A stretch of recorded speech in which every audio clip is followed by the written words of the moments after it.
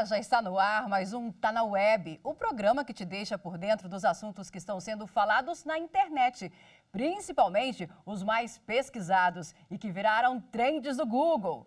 O programa Desenrola Brasil esteve em primeiro lugar nas buscas dessa semana. Com mais de 200 mil pesquisas, temos o termo Programa Desenrola Governo. A primeira fase foi lançada na segunda e contempla quem tem dívida com bancos e renda mensal bruta de até R$ 20 mil. A previsão é que em setembro o governo lance a segunda etapa, que abarca quem tem renda de até 2 salários mínimos e é inscrito no CAD único. E para falar comigo sobre esse tema, eu converso agora com o Newton Marques, que é economista, e com a Fernanda Possati, advogada de Direito Digital. Doutora Fernanda, seja bem-vinda, doutor Newton também. Eu já começo perguntando para o doutor Newton como avaliar se compensa realmente participar do programa e quitar essa dívida. Quais os critérios? Bom, primeiro, você imagina essas pessoas que durante muito tempo estavam negativadas com relação aos serviços de cadastro, seja no Serasa, seja no SPC, né? Então, a partir do momento que essas pessoas podem ser habilitadas ou desnegativadas, que é uma palavra, né? O mais adequado, desenrola, seria desnegativar, mas fica difícil demais. Então, é interessante, porque a partir do momento que essas pessoas podem tomar crédito, fica melhor, né? É verdade. E, doutora Fernanda, nessa fase agora, tem algumas pessoas que vão ter automaticamente o nome limpo, quem tem dívida aí de até R$ 100. Como que a pessoa sabe? Ela precisa ir ao banco para fazer essa mudança, limpar o nome? O banco automaticamente faz esse processo todo? Exatamente. Os bancos que aderirem, né, ao programa, porque nem todos os bancos irão aderir. Hoje, os bancos que já aderiram ao Banco do Brasil, Caixa Econômica, Itaú, Santander e Bradesco. Então, as pessoas que tiverem dívidas de até R$ 100 nessas instituições, automaticamente o nome vai ser desnegativado, como disse o colega agora há pouco, né? Então, essa dívida, em momento algum, a pessoa poderá ter novamente o seu nome negativado. Agora, dívidas assim, por exemplo, com contas de luz, água, todas elas fazem parte aí desse pacote aí de, vamos dizer assim, para deixar o nome limpo automaticamente, doutora? Não, aí as pessoas é dívida bancária. Aí as pessoas que tiverem problema com essas empresas de luz, de água, enfim, outras dívidas, como ela vai ser desnegativada, ela pode tomar os recursos para justamente pagar essas dívidas com as empresas de luz, de água e outros. Agora, que cada banco, ele adere ao programa automaticamente, ele decide voluntariamente, o governo está fazendo, vamos dizer assim, um acordo com esses bancos para fazer esse programa? Tem vantagem, né? O banco, ele tem vantagem porque ele não vai pagar o imposto sobre o lucro real, vai ser pelo lucro presumido. Então, no fundo, é tirar um bolso, né, da gente e colocar no outro, porque os bancos não fazem graça, a não ser o caso que eles tiverem que dar desconto, tiver com relação a repactuar essas taxas e prazo, isso é que seria algo interessante para o devedor. Mas do ponto de vista de o dinheiro, vai sair do nosso bolso, porque é uma redução do imposto que os bancos pagariam. Por isso é que é com base no lucro presumido, né? Agora, doutora Fernanda, infelizmente aí já tem gente aplicando golpe em função desse programa. O banco vai entrar em contato com a pessoa que é devedora ou é a pessoa que tem que fazer esse contato? É bom deixar aqui um alerta a respeito de e-mails oferecendo aí já a quitação dessa dívida, por exemplo? É importantíssimo a gente falar sobre isso, né? Porque a gente sabe que a cada dia mais existem alguns golpes novos. Então, agora, com esse programa em alta, a pessoa ela precisa procurar a instituição financeira onde ela possui alguma dívida, tá? Então, nesse primeiro momento, que são as pessoas que recebem até R$ 20 mil e que têm uma dívida de qualquer valor, vão conseguir entrar, e as pessoas que estão com dívidas até R$ 100, como a gente já conversou. Então, nesse primeiro momento, a pessoa que se encaixar nessas questões podem procurar diretamente a instituição financeira ou até mesmo o aplicativo do Serasa, que é parceiro, né, nesse programa, então conseguir também fazer uma repactuação da sua dívida. Já no segundo momento, na segunda fase, né, o governo vai lançar também um aplicativo onde a pessoa vai poder fazer diretamente a negociação por meio desse aplicativo, mas qualquer link, SMS, site, muito cuidado com sites falsos, né, porque a gente sabe que nesse momento também é possível que sejam criados alguns sites falsos. Então, muito cuidado. Se a pessoa tiver interesse realmente em fazer um novo parcelamento da sua dívida, procure a sua própria instituição financeira. Tem alguma dica, doutora Fernanda, aí para não cair nesse golpe do site falso ou desse boleto que é enviado por e-mail? Certo. Dicas referente aos boletos, né? Primeiro, de uma forma geral, não referente apenas ao programa Desenrola, mas de uma forma geral, qualquer boleto que você receber, primeiramente, verifique o destinatário, verifique quem te enviou aquilo, se de fato você tem algum contrato com aquela empresa que está te enviando, né? Identificar sempre se no boleto consta um QR Code. E na hora que você for fazer o pagamento, verificar quem está recebendo, né? Qual que é a conta para onde está sendo enviado, quem que é o favorecido daquela conta. Bastante importante identificar isso. Os sites, é importante sempre você analisar se tem o domínio certinho da empresa.com.br, certo?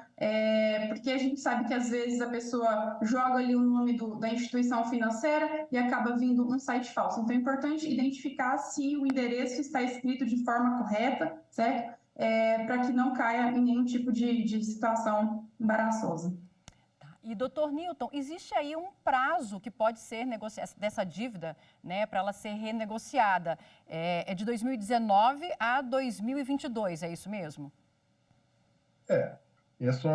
O governo resolveu criar um período, porque senão ficaria algo, né, muito difícil de ser feita essa renegociação, porque aí um prazo maior, né, aí poderia estar contemplando, né, outras, que não seria o público-alvo, porque o governo está procurando colocar esse pessoal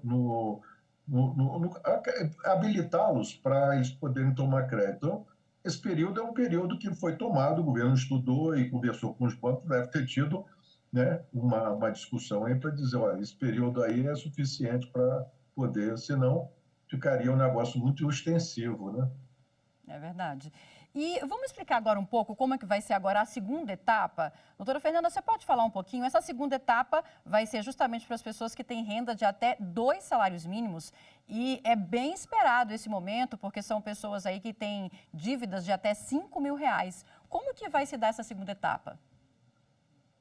Então, essa segunda etapa, ela vai para quem entra nessas características, né, de até 2 salários, dívidas de até R$ 5.000, e realmente vai abranger a maior parte da população que encontra-se inadimplente.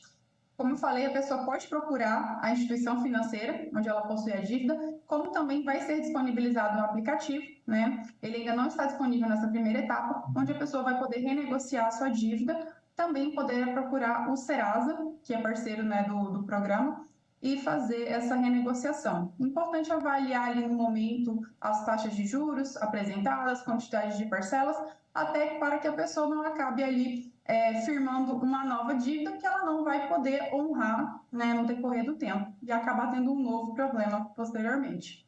E aí que eu ia perguntar para o doutor Newton, quais são os critérios aí para você entrar para o programa? Qual é o primeiro passo que o devedor tem que fazer? E como avaliar realmente essa questão do juros, se dá conta de pagar essa renegociação, se vale a pena realmente fazer essa proposta de renegociação da dívida?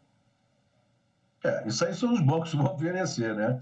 Porque se depender das pessoas, a pessoa fala, eu quero o juro perto de zero e um prazo muito longo, né? Então, o governo permitiu com que os bancos pudessem renegociar, porque com base nessa renegociação é que eles vão levar vantagem com relação a ter um abatimento com relação ao imposto de renda, né? Com base no lucro presumido. Agora, com relação às pessoas, não tem jeito de as pessoas imaginarem que é uma outra situação, porque quando eles são reabilitados, eles já estão em condição de poder tomar um crédito em condições melhores, vai procurar uma instituição financeira para poder estender esse prazo, porque tudo depende de uma análise de risco de crédito, para ver se essa pessoa, né, com relação a essa a educação, a deseducação financeira, porque não adianta as pessoas tomarem o crédito por tomar, se elas vão continuar incorrendo no mesmo problema, porque a gente sabe que essa dívida tem uma conjunção de coisas, mas uma delas é a deseducação financeira. Está certo que taxas de juros, está certo que a inflação, isso, o desemprego, né, permitiu com que essa dívida virasse uma bola de neve. Mas se as pessoas agora forem renegociar e não pensar em mudar o seu comportamento com relação ao planejamento financeiro, vão cair de novo no mesmo problema. É uma bola de neve, né? Doutora Fernanda, eu acho que era importante para a gente encerrar aqui a entrevista, explicar mais uma vez para as pessoas quais são os benefícios de limpar o nome, de ter seu nome limpo, que ela volta a ter direitos a partir do momento aí que essa dívida é quitada.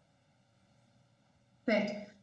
Hoje, a cada 100 famílias, cerca de 78 famílias estão inadimplentes, né? Acredito que a grande maioria está inadimplente não porque quis, mas por algum eventual problema que teve ou por uma falta de planejamento, como dito aqui pelo colega. Então, o fato de você conseguir voltar a ter o seu nome limpo no mercado, onde você pode voltar a ter uma linha de crédito, traz diversos benefícios, além da tranquilidade, né? Porque o fato de você estar inadimplente, estar em dívida, pode trazer diversos problemas psicológicos, emocionais, causar ansiedade e diversos outros distúrbios, né, que podem causar a partir de então. Mas é importante, como o colega trouxe aqui para a gente, a questão da educação financeira, né? Porque uma vez que você volta a ter um nome limpo para poder voltar a comprar no mercado, é importante que tenha aprendido já, né, a não gastar mais do que tem. Então, é importante trazer sempre essa questão da educação financeira para dentro de casa também. Excelente. Doutora Fernanda, muito obrigada pela participação aqui no nosso programa, doutor Newton também. E agora a gente volta para as telas do Google para saber quais outros assuntos têm sido pesquisados durante a semana na web. Vamos para os destaques. Começamos com uma notícia boa para os concurseiros e também um alerta. Acaba daqui a pouco, às 11 horas da noite, o prazo para se inscrever no concurso do IBGE. São mais de 7.500 vagas para agente de pesquisa e supervisor de coleta. O valor da inscrição é de R$ 42,20. Já os salários vão de R$ 1.300 a R$ 3.100. E o nosso segundo destaque é a Copa Feminina de Futebol, que começa amanhã na Nova Zelândia. O fuso horário vai ser um problema para quem quiser acompanhar o Mundial. O primeiro jogo acontece às 4 horas da manhã.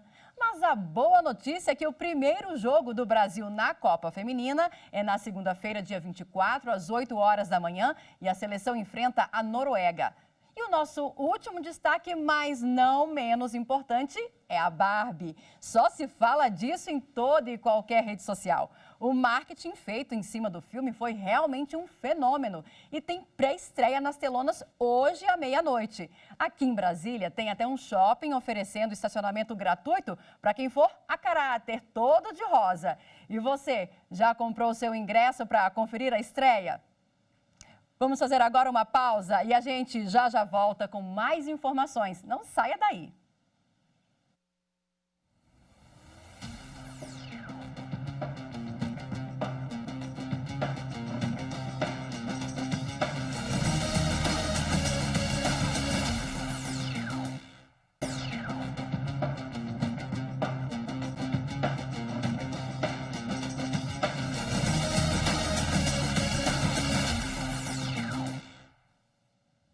Estamos de volta e agora, no segundo bloco, a gente aborda uma fake news que está circulando na internet. Vamos acompanhar.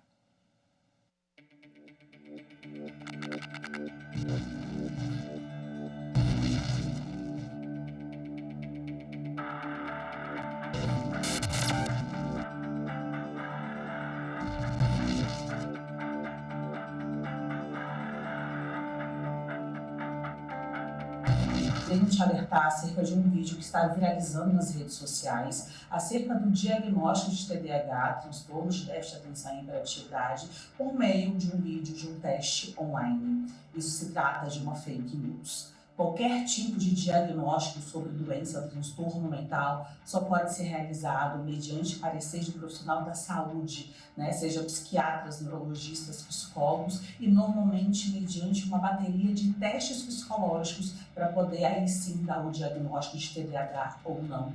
Então, se você tem dúvidas sobre se você tem esse transtorno ou se você não tem, procure um profissional de saúde e não caia nesse tipo de notícia.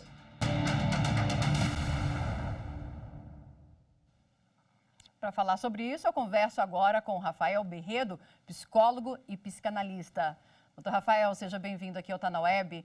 Vamos começar explicando aí os perigos de se autodiagnosticar com esses testes de rede social. Sim, sim. É importante a gente tratar que o TDAH ele é um transtorno neurobiológico. Então, por ser um transtorno neurobiológico, ele não é um transtorno que se adquire, é um transtorno que a gente nasce. Então, não tem teste que possa diagnosticar, ainda mais em 67 segundos, e longe de um ambiente controlado, de profissionais de saúde, que uma pessoa tenha esse transtorno. Por conta da gente ter hoje uma geração que tem muito mais acesso à informação, uma geração que tem muito mais informação de pronto, é comum aparecer, não digo nem só esses testes, mas algumas informações que a gente precisa checar para saber se tem algum tipo de veracidade mesmo. Inclusive, eu fui procurar esse teste e uma das coisas que se diz, alguns dos pontos que se falam nesse teste, são alguns critérios diagnósticos que a gente usa para diversos outros transtornos, para diversos outros distúrbios, e que, feito de uma forma tão irresponsável, pode até colocar essa pessoa pensando que ela possa ter um outro transtorno ou outro distúrbio que não o TDAH. Pode, inclusive, levar a um problema de ansiedade, por exemplo, para a pessoa que está achando que tem o TDAH, no momento que ela faz esse teste aí, sem saber a veracidade dele e se ele realmente vai fazer esse diagnóstico correto, né?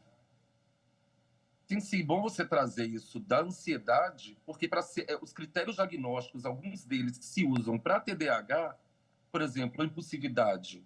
Impulsividade, às vezes, você pode encontrar numa pessoa que está sofrendo de transtorno de ansiedade generalizada, de alguém que está num processo depressivo, de alguém, inclusive, com transtorno obsessivo-compulsivo. Então, não se tem como a gente dizer que esses critérios que se diz que são só do TDAH possam não ser critérios diagnósticos de outros transtornos.